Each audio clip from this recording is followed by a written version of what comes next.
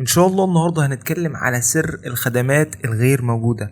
هقولك على سر النهارده من خلاله هتقدر تكبر عدد العملاء اللي عندك، ومن خلاله برضو هتقدر تكسب ثقة العميل وهيتعامل معاك مرة واتنين وتلاتة.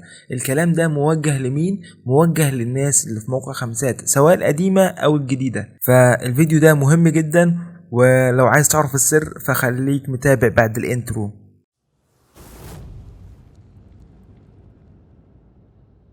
اول حاجه كده عايزك تعمل لايك، سبسكرايب، تعمل تعليقات في القناه عشان ده بيدعمني وبيخليني اسجل فيديوهات واكمل معاكم السلسله ان شاء الله. فيا ريت تدعمونا كده، ويلا بينا نبدا الفيديو. بص يا سيدي، الخدمات غير موجوده طبعا احنا عارفين مكانها فين. بتيجي هنا تدوس على الثلاث شرط دول، وبعدين تيجي عند مجتمع خمسات، وبعدين عند الطلبات الخدمات الغير موجوده، فبتدوس عليها فبتشوف ناس كتير هنا موجودين عايزين خدمات، وبتلاقي لوكشة مستقلين مقدمين. طبعا في حاجات معينة تلاقي المستقلين فيها قليلين لأن عددهم قليل، زي حتة تصميم موقع إلكتروني. ولكن في حاجات تاني الناس فيها كتير قوي.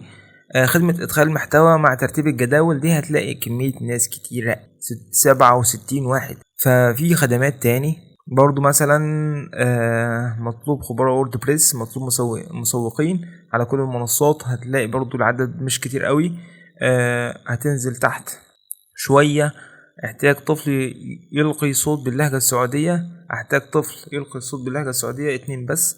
برضو الطلبات يعني او المستقلين مش كتير، ولكن في بعض الخدمات الرائجة في خمسات يعني الكتير، زي ادخال البيانات، زي التصميم، هتلاقي فيها كمية ناس كتيرة مقدمة على الطلبات. طيب انت عايز تكسب ان العميل يدخل عندك وايه ويراسلك هنا في الرسائل، هتعمل ايه بقى؟ ده السر اللي انا هتكلم عليه النهارده، وده اللي كان اسباب نجاحي على موقع خمسات. انا لما بدات في موقع خمسات طبعا كنت بائع جديد. بائع جديد ده ما اشتراش، يعني ما حدش اشترى منه ولا خدمه في البدايه. فطبعا دي كانت يعني اصعب فتره قضيتها في موقع خمسات. عملت ايه في البدايه خالص؟ بص يا سيدي، انا في البدايه خالص كنت بدخل على الخدمات الغير موجوده، ولكن انا طبعا زي ما انتم عارفين انا كنت مصمم جرافيك في البدايه وما زلت، واضفت ليها حته تحليل البيانات. فشايف هنا واحد عايز لوجو تقديم على الخدمة دي 110. ده قعد بس يوم وساعة بس، يعني 110 تعليق، 110 منافس ليك يعني، او 109 منافس ليك لو انت كنت من ضمن ال 110 دول. المنافسة قوية جدا في الحتت دي. انت المفروض تعمل ايه؟ بص يا سيدي، انا كنت بعمل ايه؟ كنت لازم اكون من الناس، اول ناس بيعلقوا على المنشور. اول ما بينزل المشتري الخدمة اللي هو عايزها، انا بكون اول ناس بتعلق. طيب هل ينفع انا اكتب السلام عليكم، تواصل معي اخي الكريم، جاهز لانجاز المطلوب والان ان شاء الله؟ طبعا لا، طبعا لا. العميل لما يشوف حاجة زي كده مش هيخش يكلمك. هنا تواصل معي انا جاهز. انا كنت بشوف كومنتات زي دي بقول ادينا خسرنا واحد اهو، المشتري مش هيخش له الحمد لله. تمام. لما بشوف برضو حاجات زي كده بقول المشتري مش هيخش له. حاجات زي كده بقى كنت ببدا اقلق منها، اللي هو خلاص ده مشتري ممكن يدخل على ده. شايف هنا بقول له راسلني جاهز، وبعت له عنوان مستقل اللي هو المعرض اعمال بتاعه. فبيخش هنا على معرض الاعمال وبيشوف معرض اعمال، ولكن الراجل هنا بعت له ملف الشخصي، يعني المفروض كان عمل له لينك معرض اعمال بقى. فخش على معرض اعمال بيشوف معرض اعمال الراجل ده يعني اهو كويس. هو كان عايز لوجو، هذه خدمة الشعارات اهي، ده انواع اللوجوز اللي بيعملها. طبعا بيشوف الشغل بتاعه، وده الانطباع الاول اللي بيدوم عند العميل. والثقة بتبدأ من هنا.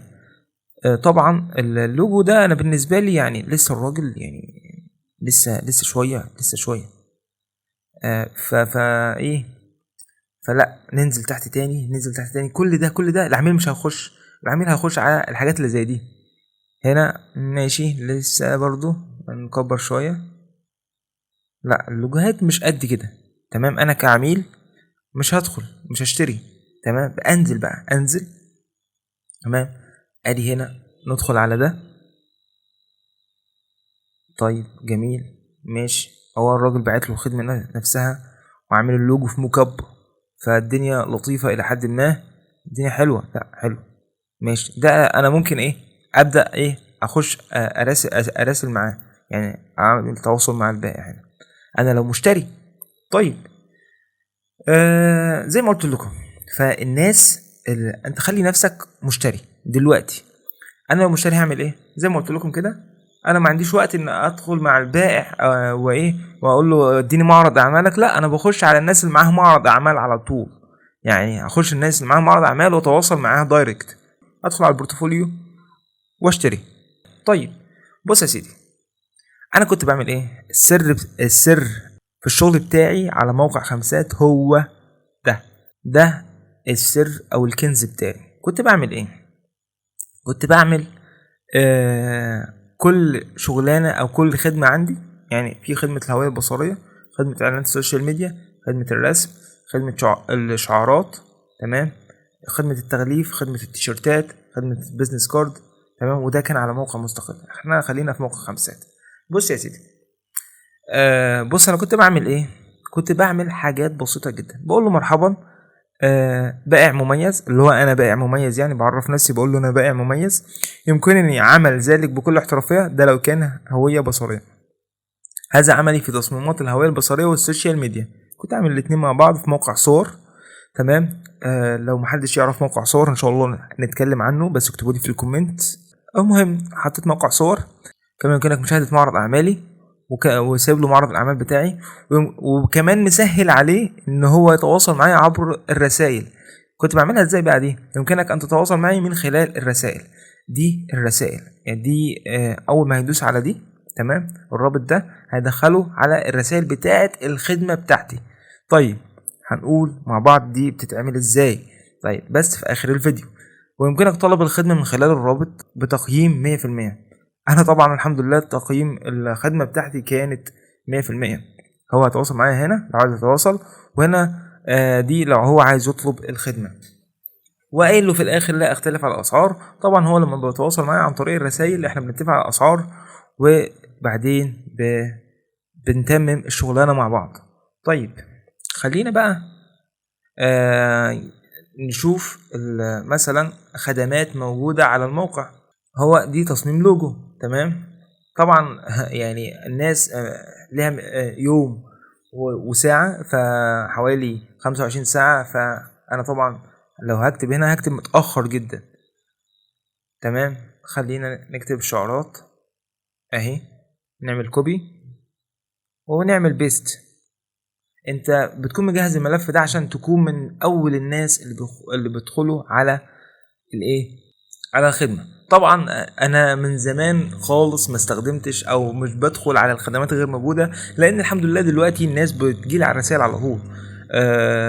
في البداية خالص انت بتتعب عشان توصل للمرحلة دي. طيب هنا انا قايل له ايه؟ مرحبا، بائع مميز يمكنني عمل ذلك بكل احترافية. هذا عملي في تصميمات في الشعارات. طيب هنا بدخل على الخدمة بتاعتي، خدمة تصميم الشعارات. دي الشعارات بتاعتي اللي انا ايه كنت مصممها قبل كده. طبعا هي بتاخد وقت شوية عشان بس الملف تقيل شوية، او التصاميم كانت بحجم كبير شوية، او النت عندي بطيء، يعني ايهما اقرب. اهي دي التصاميم اللي انا كنت عاملها قبل كده. ده بن، اسمه بن اهو، الكوماني. وانا ده شكل الصقر.